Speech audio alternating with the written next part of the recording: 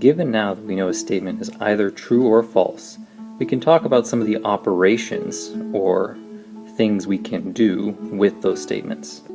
The first operation we can do to a given sentence is negate it. Negating a sentence transforms its truth value from false to true or from true to false.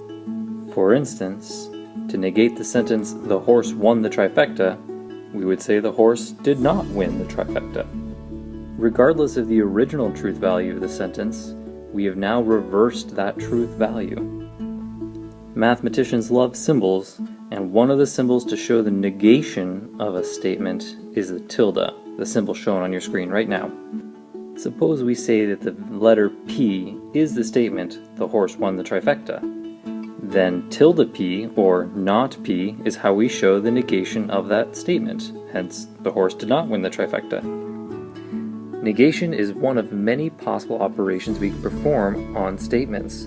It is the first building block to make compound statements. We will look at 3 more operations to make compound statements.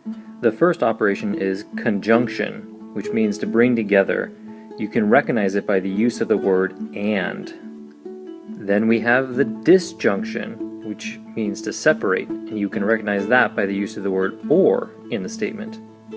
Finally, there's the conditional statement, also known as the implication, which you can recognize in a statement by the use of the words if, then. Okay, so we've seen and heard a couple of definitions, but let's put it together. Let's define 2 variables.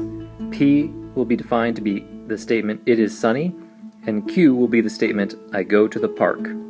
If I connect these 2 statements with the word and, we have the conjunction, "It is sunny and I go to the park." If, on the other hand, I connect these 2 statements with the word or, we have the disjunction, "It is sunny or I go to the park."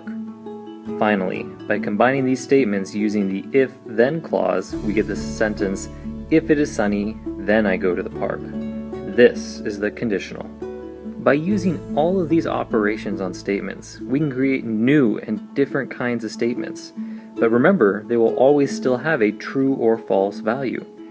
A compound statement built on a conjunction is only true when both parts of the statement are true at the same time.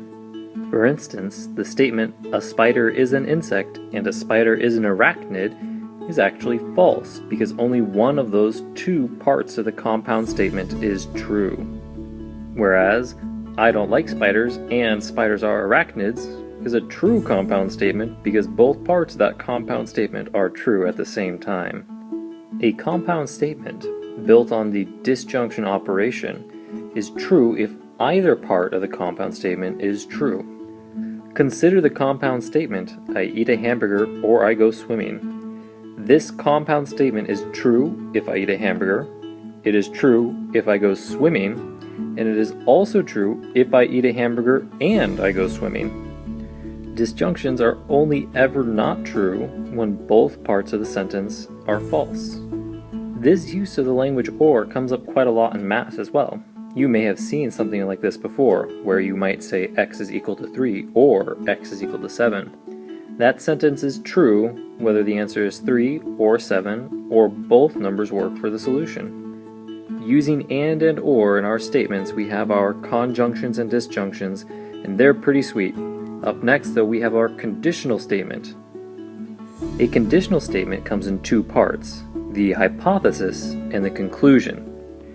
The hypothesis of a conditional statement is usually identified as the part of the statement taking place between the if and the then.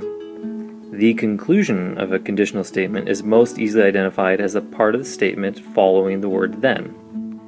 In order to determine whether a conditional statement is true, we look at when the hypothesis is true, what does the conclusion have to be?